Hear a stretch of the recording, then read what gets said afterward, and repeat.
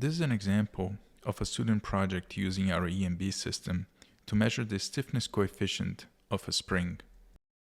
An actuator drives a rack and pinion, applying a force to the end of a spring. The other end is grounded. The input is a ramp force from 0 to 10 newtons, and we measure the displacement.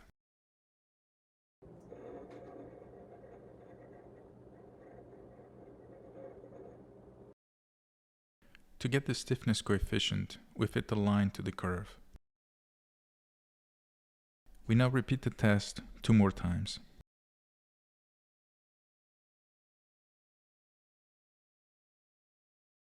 To further explore the nonlinear behavior and parasitic effects, we apply both positive and negative loading.